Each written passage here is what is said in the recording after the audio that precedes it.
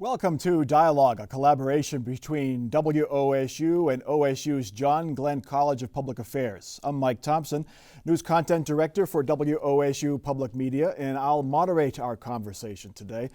Our topic, climate change, the tipping point.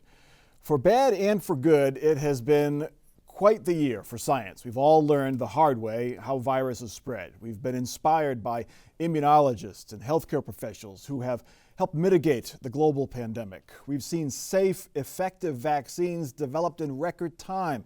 And we watched the Perseverance rover in its incredible Mars landing.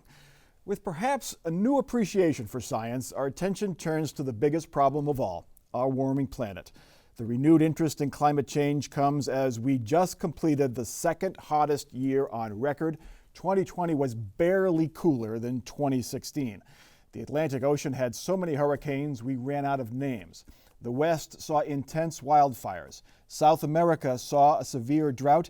Heavy rain and flooding on the Horn of Africa triggered a desert locust outbreak. In recent days, world leaders gathered by Zoom, of course. They tried to find ways to slow the steep climb of carbon dioxide emissions, warming our planet, melting our glaciers, and intensifying our weather events. Over the next hour, we'll look at where we stand, how much longer we have to prevent irreversible damage, and what we can do to mitigate and adapt to climate change. Joining us are two of the world's preeminent climate scientists, Lonnie Thompson and Ellen Mosley Thompson from Ohio State University's Byrd Polar and Climate Research Center. Their life's work studying ancient ice has been crucial to determining what we know. The Earth is warming faster than it has in nearly 1 million years, and human activity is largely the reason why. We want you to join in this dialogue. During our discussion, we'll accept questions from you. Please use the Q&A function on your Zoom. WOSU TV producer Diana Bergman will select the ones most relevant to our discussion and will include those. Welcome, Lonnie and Ellen. Thanks for joining us here on Dialogue. Thank you, Mike. A quick point for those wondering, while I am honored to share their last names, I am not related to the doctors Thompson, just to make that clear. Anyway, we'll start with you, Ellen. Where are we right now? What is the current state, our current level of climate change right now in 2021? Ellen? Oh, Ellen is muted.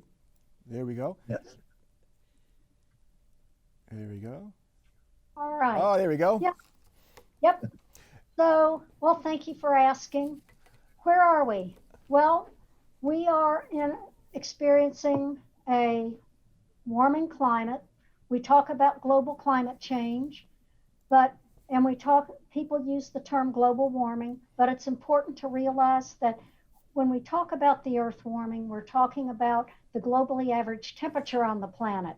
So you cannot look at the temperature that you're experiencing on any day, that's your weather, but what we're talking about are these long-term averages.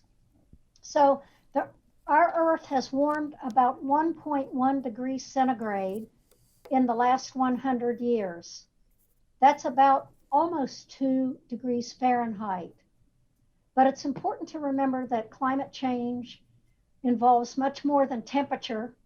We have issues such as sea level rise, changes in agricultural activity, water and air pollution, extreme weather events. Mike's already mentioned the wildfires.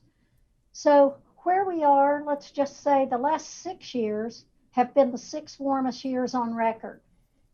And this past year, 2020, was virtually as warm as 2019. They were statistically indistinguishable.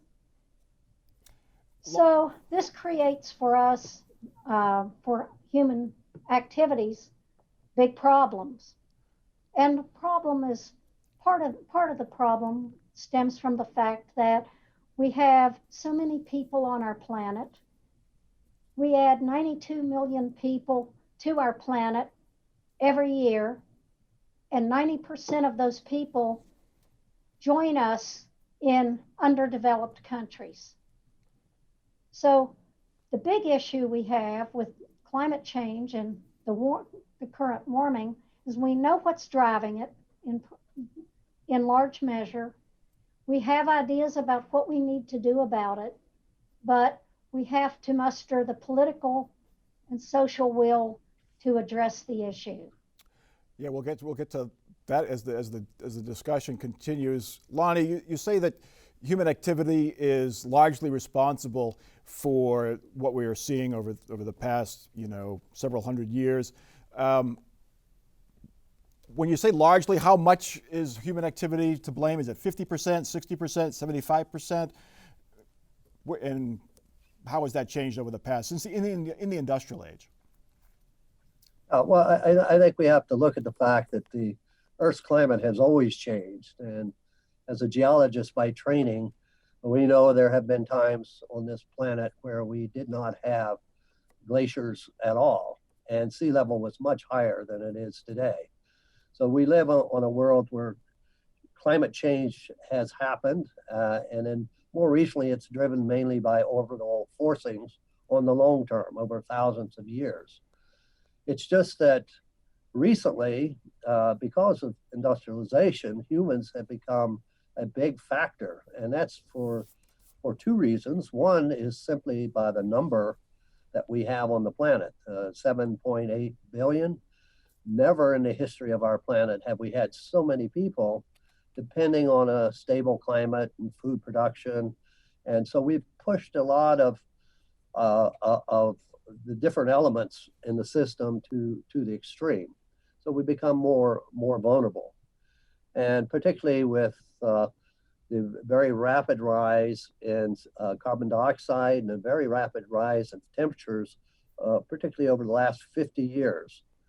And so before that, there was an interplay between the natural forcings in our climate and human forcings. But over the last 50 years, we've become the dominant forcing for the climate of the planet. So I wouldn't want to put a percentage on it, but if I was to guess, we're looking at 70 to 80% of what we've seen in the last 50 years. Yeah, if you look at those charts, you really can't. It's so stark. It's straight up compared to over the long term, and it's obviously it's because we've been making steel and burning coal and doing other things, driving cars. And Ellen, you look back at in your ice cores, you actually saw what the Clean Air Act did in 1970 in terms of pollution. Have you seen any signs of hope in the past few decades that we have taken steps to reduce pollution and reduce emissions here in the U.S. Europe has done the same. Of course, the developing world has not. So anything we've done has been offset by what's happening in the developing world. Is that fair to say, Ellen? Yes, it's a global atmosphere. It's a global ocean. Pollution put in at one place ultimately ends up somewhere else. When I say pollution, I'm thinking, for example, the greenhouse gases that are emitted by human activity. So, what we don't want to do is get into finger pointing. We want to work collectively with all of the various countries. And thank goodness we've rejoined the Paris Climate Accord, which is very good for us.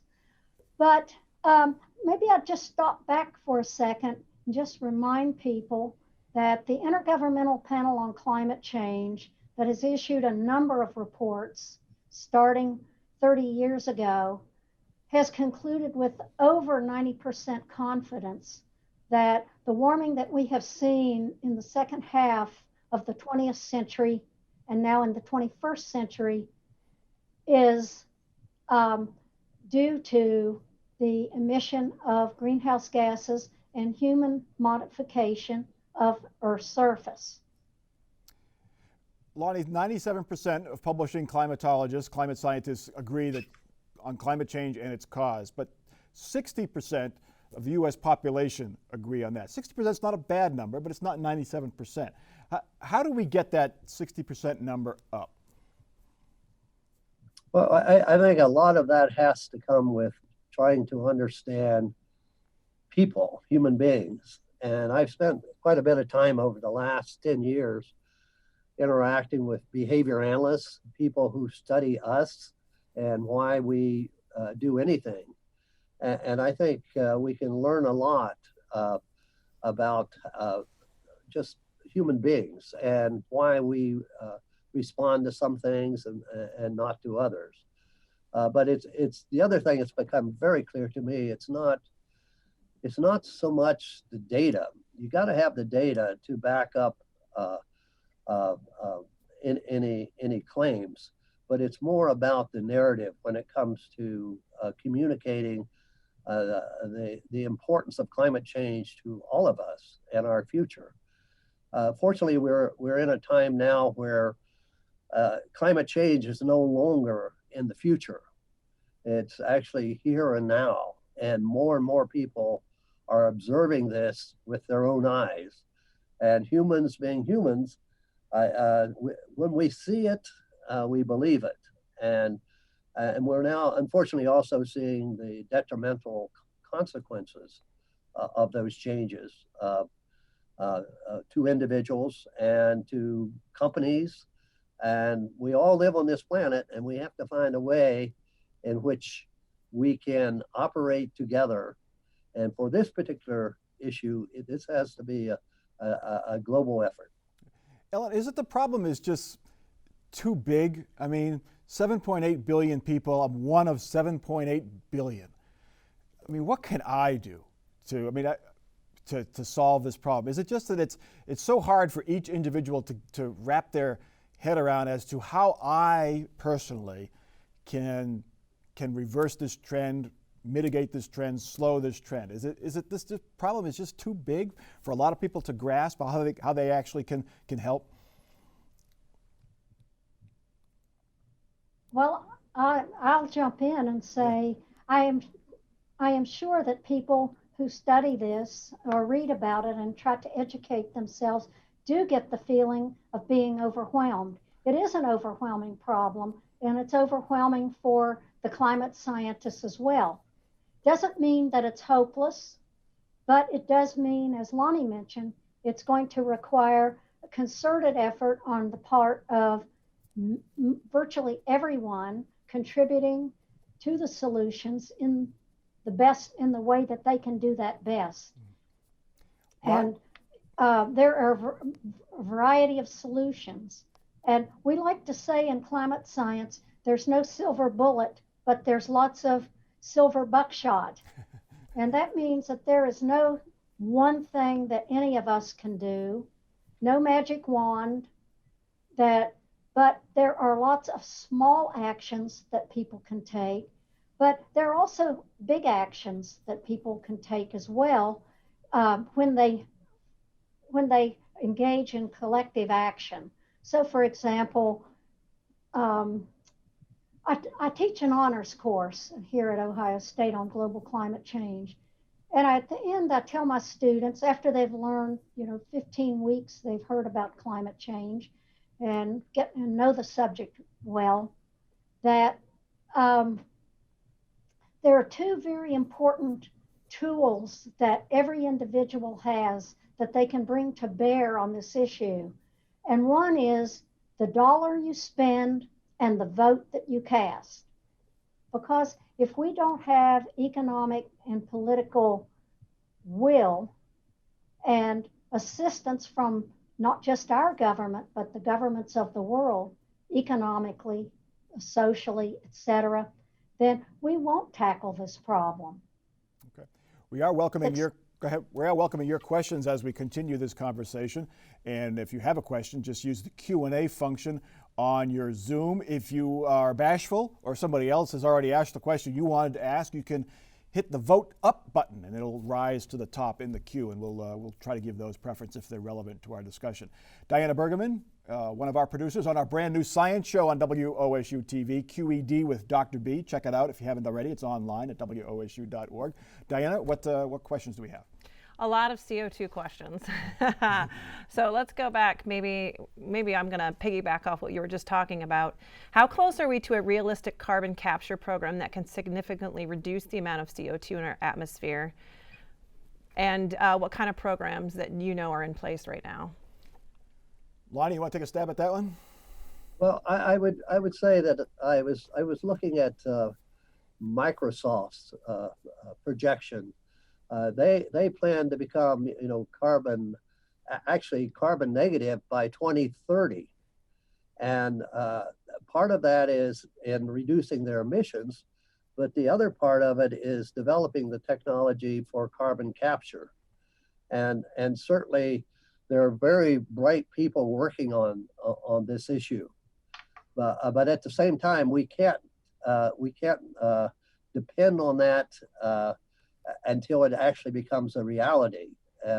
We have to do what we can do right now in order to buy time for technological developments to come along that will allow us to actually.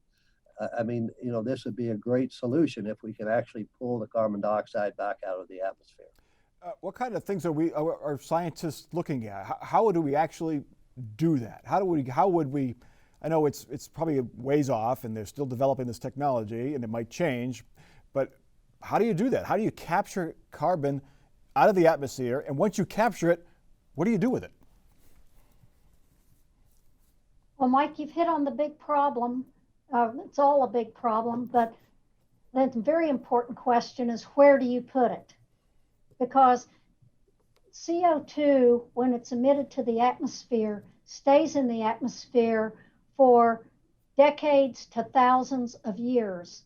Many people don't realize that the CO2, or the carbon dioxide, that we emit into the atmosphere today, of that, 30%, or roughly a third, will still be in the atmosphere 100 years from now, and 25% of it will still be in the atmosphere 1,000 years from now. And so this idea of carbon capture, this is a route that we have to take. I am not aware of very many demonstration projects. Right now, there are a number of smaller demonstration projects, one ongoing in Canada on CO2 extraction. But then where do you put it? And there is a lot of discussion in the scientific and the engineering communities about this, because you have to ensure that it is going to stay sequestered wherever you put it for hundreds to thousands of years if we're going to solve the problem. Yeah. Lonnie, you hear about burying it, putting it underground, even at power plants, find a way to take the smokestack and stick it in the ground. Is that too simplistic, or is that kind of where you can't put it in the ocean? That's not going to really work. You can't put it in space. I mean, you got to put it in the ground, I guess.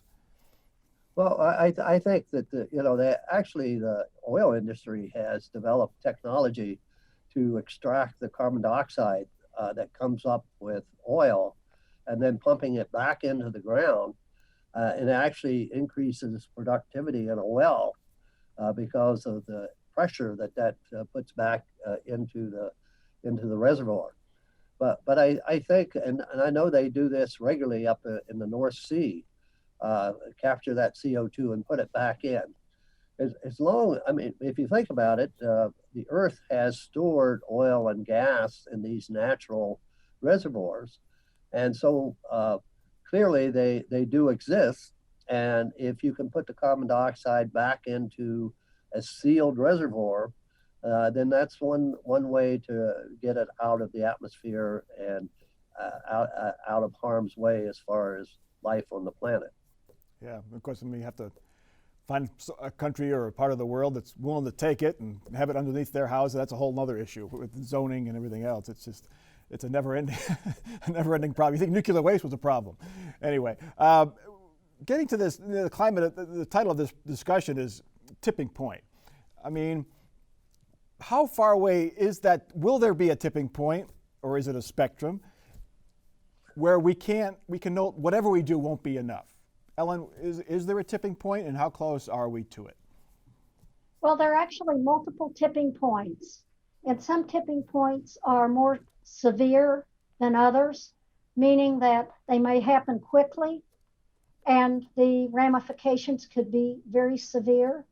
There might be other tipping points that we pass over gradually, and in that event, we may have the opportunity to reverse the, the system back across the tipping point. But the tipping points that we concern us the most are such things as the continued melting of along the fringes of the polar ice sheets, the Antarctic, particularly the West Antarctic ice sheet and the Greenland ice sheet. And in the shorter term, the melting of mountain glaciers, because that affects water resources for people who live downstream of those glaciers. There's discussion about the potential the potential loss of the Amazon rainforest. That would be another massive tipping point for the world. I'm trying to think of some others, maybe Lonnie, that there are many, Yeah. there's no doubt about that. I mean, we just experienced a pandemic. Yeah. And a pandemic, for example, could create a tipping point. Fortunately, with this one, we were able to get vaccines ready within a year. We're concerned about moving into a world where we have more extreme weather events and disruption of monsoon systems. The monsoons bring much needed rain to very heavily populated regions in the southern part of Asia. Lonnie, there are many canaries, many coal mines. What are you watching? I'm sorry, what was the I question? said there are many canaries and many coal mines. What are you watching? What do you see as a tipping point that is near to us? Well, I think one we really have to be concerned with is the glaciers. I mean, the mountain glaciers, to me, we have already passed the tipping point for most mountain glaciers. You know, in our climate system, unfortunately, there's a lag between what we do today and when you get the full response of ice sheets and oceans. And therefore, you know, we won't see the total impact of what we've already done for another 25 to 30 years. And unfortunately, that means that most of the mountain glaciers that I've spent my life studying are going to disappear. And this has tremendous ramifications for millions of people who live downstream and depend on those glaciers and that meltwater, particularly during the dry season and during times of drought. Then we have the big ice sheets of Greenland and Antarctica, which more and more are contributing to our annual rise in sea level. And there's a lot of concern right now about West Antarctica, which is an ice sheet that's grounded below sea level. And there's been massive wasting of, particularly along the Thwaites Glacier and the Pine Island Bay in West Antarctica.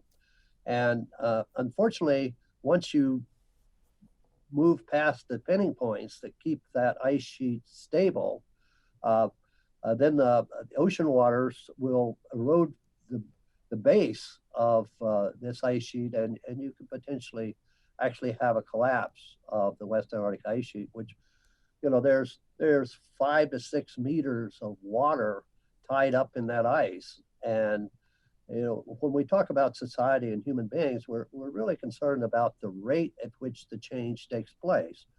If it's slow enough, we can adapt or we can migrate. But, you know, one of our unfortunate things about human beings is that we have over 50% of our largest cities in coastlines. And therefore, all that infrastructure and the things we've built over the last 300 years start to become more and more at risk as sea level rises. And so a lot of, you know, in the past, when we'd have natural climate change, you know, plants and animals, they would just migrate. They don't build infrastructure like we do.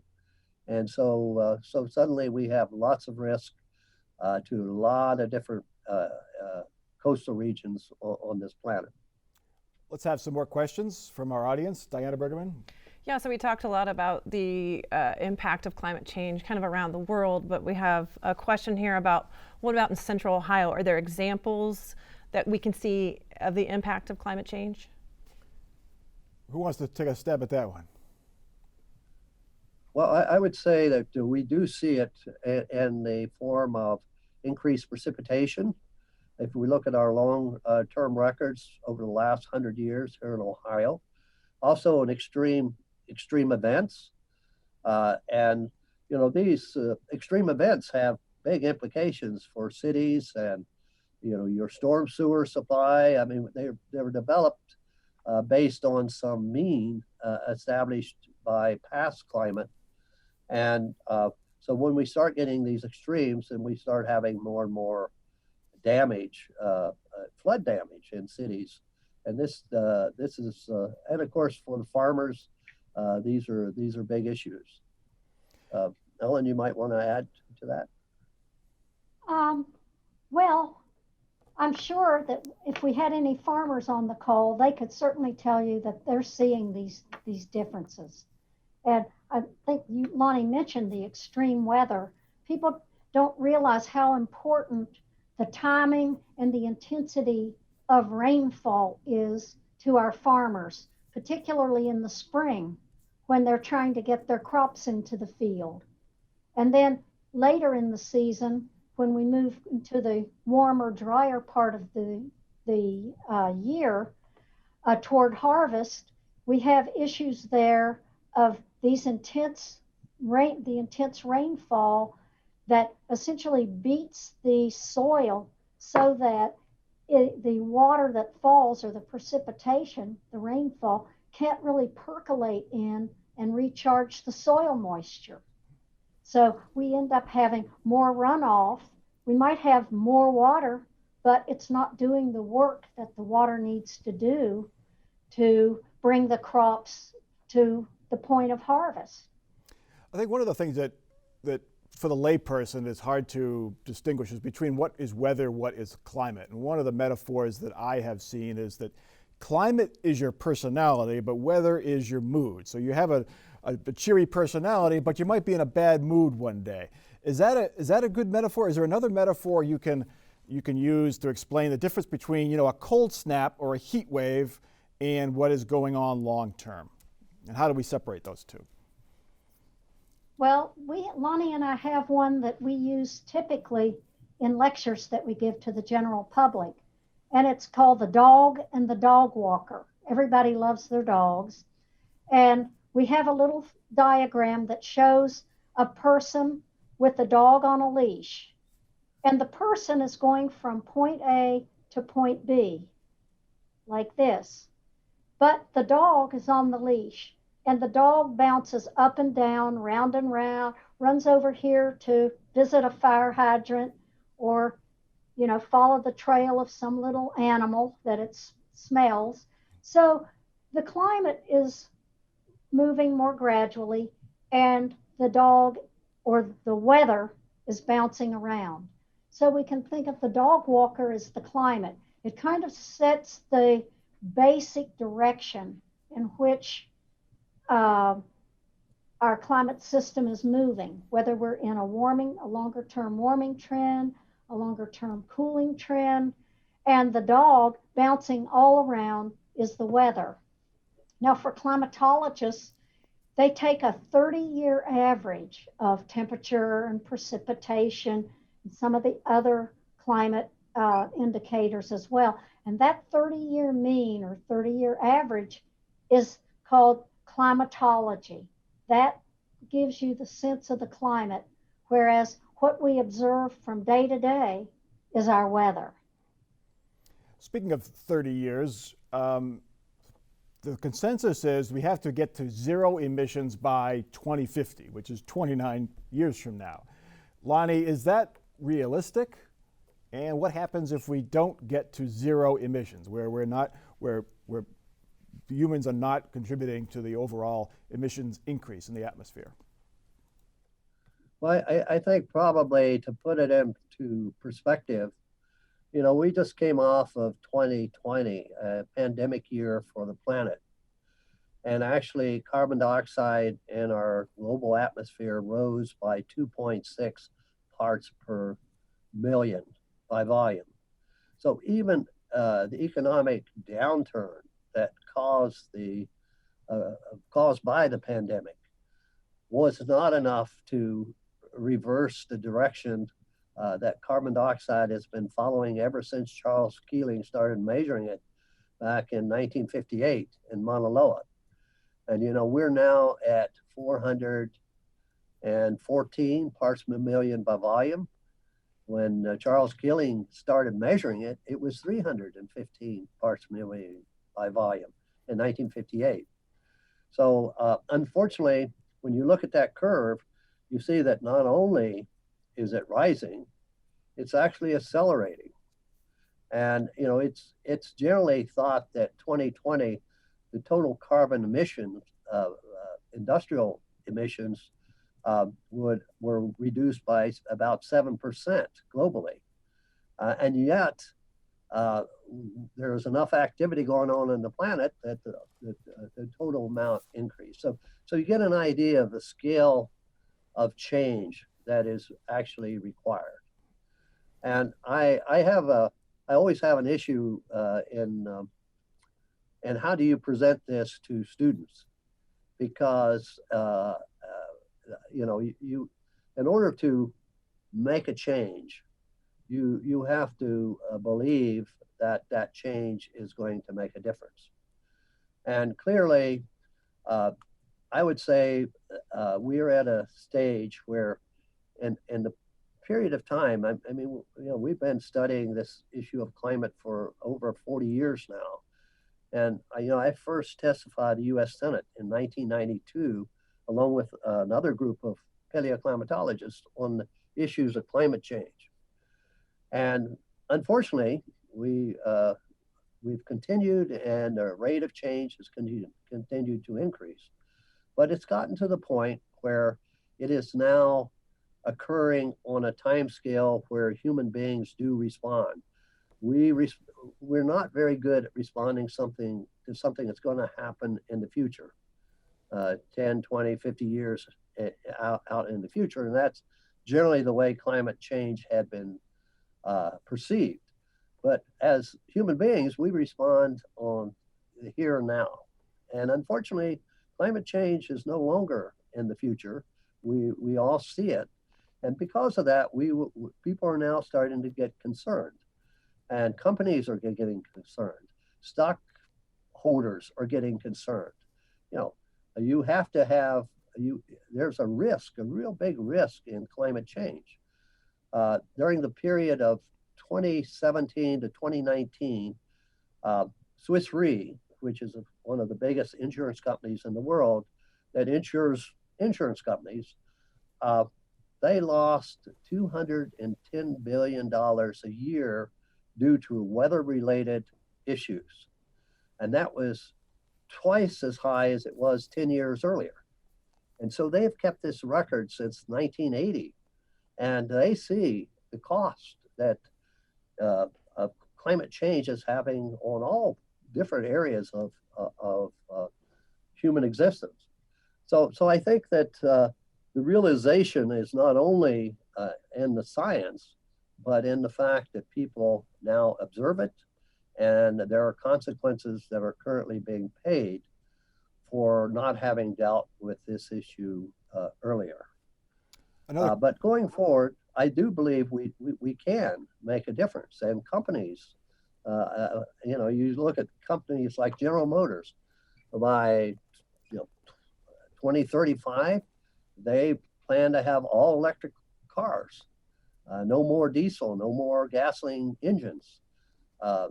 You got Tesla, and you got all of these new technologies. And we're in a time where solar and wind production, the cost per megawatt hour, is now lower than oil and nuclear and some of our certainly much lower than coal and some of our fossil fuels.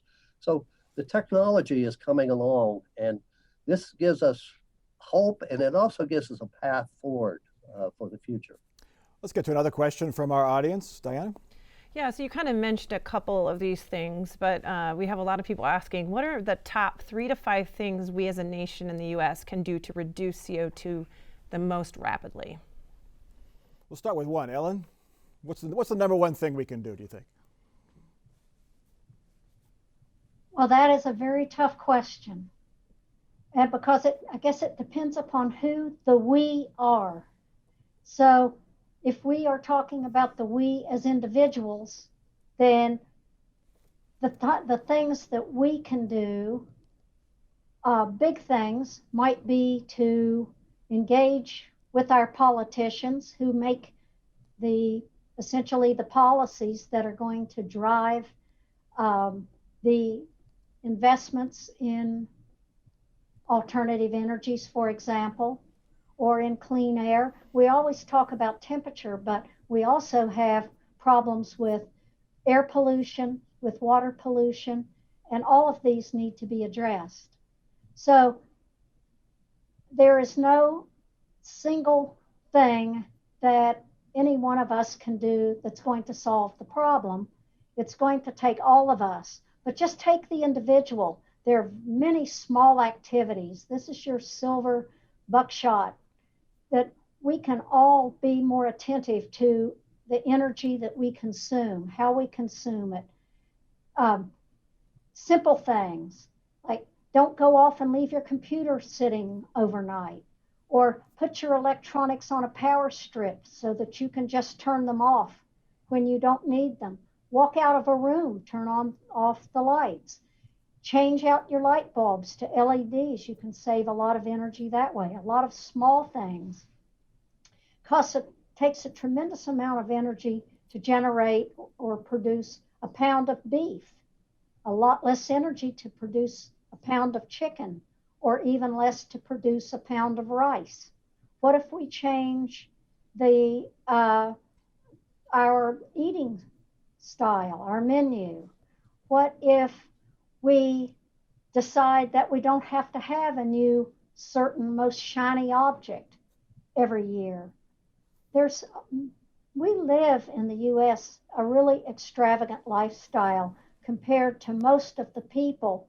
You know, the 80% of the people who live in the world live in developing countries. So there is a lot that can be done by the mega economies in terms of individual actions. But in the final analysis, it's really going to take the politics and the economics of different countries working together, because this problem has gone on for far too long. Yeah. And I'd like to come back, if I can, to just one point that came up.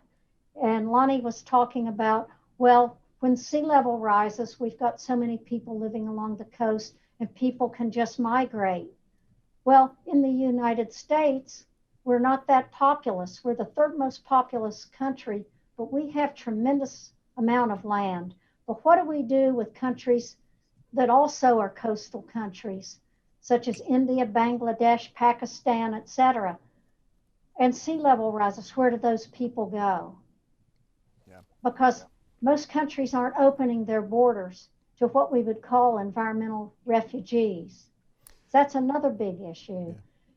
Yeah. I'm just trying to point out the scope of the problem, not to demoralize people or give people the sense that it's hopeless, but that we all have to contribute, and we will contribute to the solutions in different ways. Lonnie, that brings up a point about this is a global problem, and this past week, President Biden says he wants to cut emissions in half by 2030, I believe, like in the 5 years earlier than what President Obama had promised. The U.S. is back in the Accords. They want to take a leading role, but other countries are not. They're kind of sitting back. China, Russia, Australia even, they don't have the same targets that we have. How do we do this? Should we do this alone, or should we wait for other countries to join us? what is your opinion on how we can get all these countries to coordinate and to work together? I would say that I believe that first of all we can work together. I mean, this is something that certainly we've realized with our field programs. Often our field operations consist of, say, if we're working in Tibet, we have a field team made up of Chinese and Russians, people from South America, Tibetans, and we don't all believe the same. We don't have the same background, but we can focus on a problem and an objective, and we can deliver on that. And so I think this is the way you have to look at the climate change issue, is that yes, we all have different systems, and but we can focus on this common objective. And if you take countries like we as a nation, we've been very fortunate. We were able to build our economy on oil and gas and coal before we knew the problems of burning so much fuel and putting that carbon into the atmosphere. A lot of countries are coming along. They're at a much lower state than we are. But I truly believe that from working in China, they are putting huge resources into all of these alternative energies because they realize with 1.4 billion people, there's no way they're going to be able to meet their energy needs of the future based on the energy sources of the past. And to me, there's a huge economic transition that's taking place. And we are very fortunate to live in a country where we can play a leading role in that transition and developing that technology, which all of it is going to be used around the world. And so I think I also believe that if you take a herd of cows and they're all running toward a cliff, but you happen to know that there's a cliff out there and you have a way to slowing down, you're part of the pack. You don't want to all bail over that cliff. It's if you. The other part I would say is I think that if you look at the Paris Accord, there are like 196 countries who signed on to that. But if you look at the big players of carbon emissions, to me, I've always thought it would be much more efficient if you could get China and India, the U.S. as some of these big economies to sit down and come up with a plan of how we would go forward meeting these requirements. And it's like all industry. I mean, you think about building an appliance like a refrigerator and the energy requirements for making it efficient. Because companies are global, they are going to build that refrigerator to meet the highest standards because they want to sell that product everywhere. And likewise, I think that if you have the big players going in the same direction, then I think you can really change the current path that we're all on. Yeah, we saw that with the California car emission standards. California lowered their emission standards, and car makers wanted to sell to that very populous state, so we all got the California standards in all of our cars, even if we lived in Ohio or Nebraska. Another question from our audience, Diana? Yeah, so we talked a little bit about like our CO2 emissions, but a lot of people are asking a lot about our natural world. So Ellen mentioned earlier the effect of humans' alteration of the Earth's surface is a big reason for climate change. Like deforestation comes to mind. What are other big causes along those lines, and what offers hope that these practices can be curtailed? Lonnie, you want to take that one? Well, I'll let Ellen finish. Okay. All right, Ellen, you're up. Oh, all right. Well, when you think about the way, I'm just thinking now, let's just take the United States and the way we essentially have denuded, I like that word, or deforested so much of our land. So, for example, we're just think of Columbus. When we came to Columbus, it was a much smaller town. That was in 1971. And Sawmill Road and Dublin used to be the country. We'd take a ride out there, uh, for a Sunday drive. And now, of course, we all know what it looks like.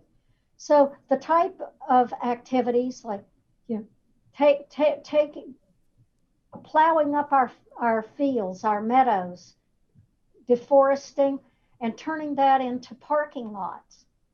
Just one example. If you take a meadow and you cover it with asphalt or concrete and put up a shopping mall, not only have you lost land that essentially can take up carbon dioxide by the vegetation that's growing on it, that can help reduce flooding by the soil allows water to percolate in, but you're also changing the hydrology. You are making the climate around that parking lot warmer and drier than if you had left the vegetation. So changing the nature of the Earth's surface can have very detrimental effects. They say that human activity globally now moves more sediment than the combined sediment that's moved by all the major rivers. So we human beings and our activities, we are the most powerful geomorphic force on the planet. We change the surface of our planet more than any other activity. Lonnie Thompson, that brings up a question about sort of the haves and have-nots. This country was largely forested, then we cut all the trees down in the 17 and 1800s to plant our farm fields, which are feeding us and feeding the world. Now Amazon, Brazil, they're doing the same thing. They're cutting down their forest to create farm fields to earn a living through agriculture. But we don't want them to cut their trees down. They look at us and say, well, you guys cut your trees down 200 years ago. Why can't we cut ours down now? How do you address those really pretty valid concerns? What should we do to convince other countries to not do what we did, basically? Well, that's an excellent question, because I've actually gone down into the Amazon, out into these new towns that are being built, and you see the families, and all those families, they're worried about whether they're going to feed their family at the end of the week, and so they only see the world that's right in front of them, and and you can't blame them for. I mean, it's a matter of survival. So I think that nonetheless, when you look at the Amazon, it's that Amazon basin and the rainforest is almost the size of contiguous United States. It's a huge area. And there are a lot of models now that show that if we lose, just by deforestation, if we were to lose 40% of the forest, it would then pass a tipping point, and it would, the problem is that in the Amazon, 50% of the water that falls through these tropical storms goes right back into the atmosphere by evapotranspiration out of the leaves. And that keeps the whole area moist. But once you start cutting those for cattle fields and soybean fields, then you don't have that process. You're interfering with the natural process in that part of the world. And there's a tipping point out there. And if you put climate change in, that tipping point is placed by some models, at least, between the loss of 20 to 25% of the forest. And we've already lost more than 17% through deforestation. And so that bigger impact, because that system is so important as a carbon sink for our planet, all those trees taking in that carbon and sequestering it, so how do you convince that family? And the only way you can do that, somehow you have to make it economically viable for them, more viable to save the forests than to cut the forests. And there's a lot of agencies out there that are actually working on this, where they're paying people to buy to preserve areas. They set them aside as reserves, and a lot of private funding going into that type of activity. But somehow, Ellen and I, we grew up in West Virginia, and we certainly understand the needs of families and the importance of coal mining for that state. But the fact is that the maximum number of coal miners worked there in 1924, and the number of coal miners has been going down ever since. But it's still, coal mining is an important part of the economy of that state. So when you talk about implementation of, say, sustainable technology and new ways of energy, we need to invest in those areas where people are going to be displaced from the jobs that they currently support their families on. So this has to be done in a very thought out and meaningful way in order to get people to buy in on these changes. But the fact is, we all live on this planet, and all of our resources and our futures are intertwined with what happens to the climate going forward. Another question from our audience, Diana? Yeah, I think it's really interesting. Someone's just asking, just kind of the way we've dealt with a pandemic, there's people on all sides of things. Do you think it's possible for citizens to come together in a democracy to address climate change? Yes. I certainly hope so. What gives you hope, Ellen? Lonnie, were you going to jump in on that one? Well, I was simply going to say yes. I think that, and what's happening. I look at the history of human beings, and all the times that we think things are impossible, and things are impossible only until they become possible, and there's all kind of examples of this. I mean, if you go back, and it's not that we haven't gone through energy transformations in the past. Go back 200 years ago, and houses were heated by fireplaces and by wood, and there was a whole industry of cutting stones for those fireplaces and people cutting wood for to heat those homes. And when Benjamin Franklin came along with this energy efficient steel stove, the first reaction was that heat put out by that stove was not healthy. It's not good for you. But anyone who stands in front of a fireplace and that's your only source of heat, you're going to burn up on one side and freeze to death on the other. And the reality is that change, anything that's already in place, whoever is involved in that is going to fight and resist the next change coming along. But you can resist it, but in the end, the change comes. It happens, and in the case of energy, this will happen because it's already been demonstrated. I mean, since 2009, coming up to present, how rapidly the cost of electricity coming from wind and solar has come down. And I expect that to continue. And then it becomes a matter of economics. If you can produce a product using power that's cheaper than your old source of power, you're going to switch because you're going to be more competitive in a global market. So these changes are taking place. And so I've always been optimistic that when we have to, we do the right thing. Ellen, what gives you hope? I become hopeful when I get out and I talk to everyday people, because what I learn is how similar we all are and how much we have in common.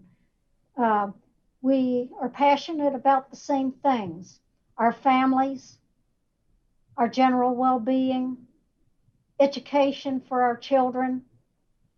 And the only thing that's different is the way that we go about, or our ability to acquire that. And I want to come back to one point. in your question about how do we get the world working together. And I think it is understanding our common humanity and recognizing that one of the root causes of our inability to address climate change from a global perspective is poverty. And we have to have a global war on poverty, because if we look at where the resources are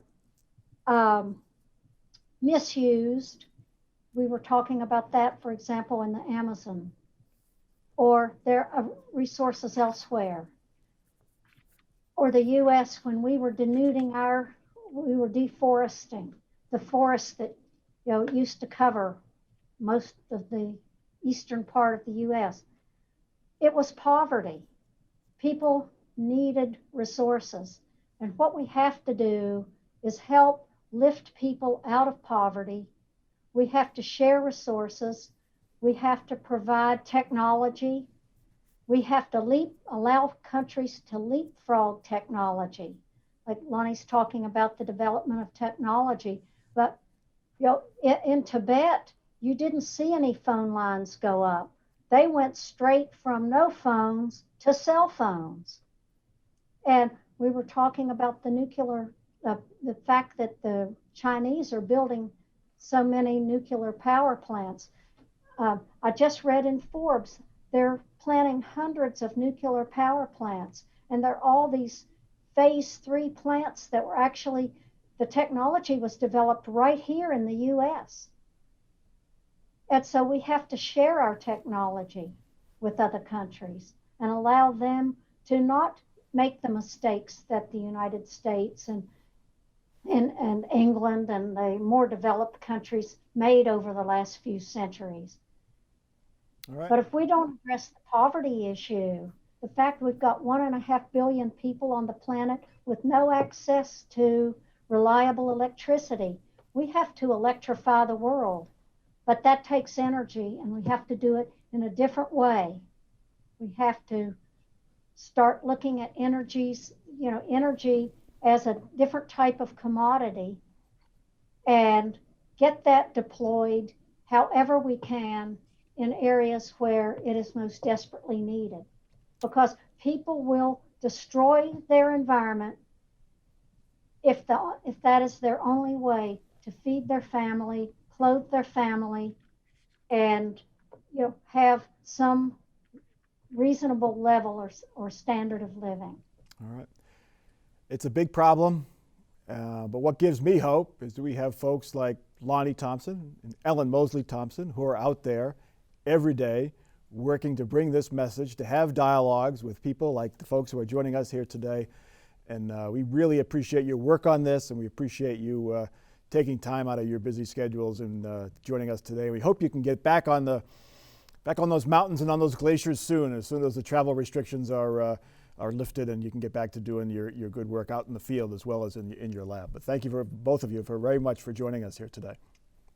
Thank you. Thank you, Mike. Thank you for joining us here on Dialogue. That wraps up our season of Dialogue. We'll have more sessions next fall, so watch your emails, watch the WOSU website and the Glenn College of Public Affairs website. There's a short survey coming up after this is over. We urge you to take it. It'll help us improve these programs. But for the Doctors Thompson and for our crew here at WOSU and the Glenn College of Public Affairs at Ohio State University, thank you very much for joining us on this session of Dialogue. Have a good day.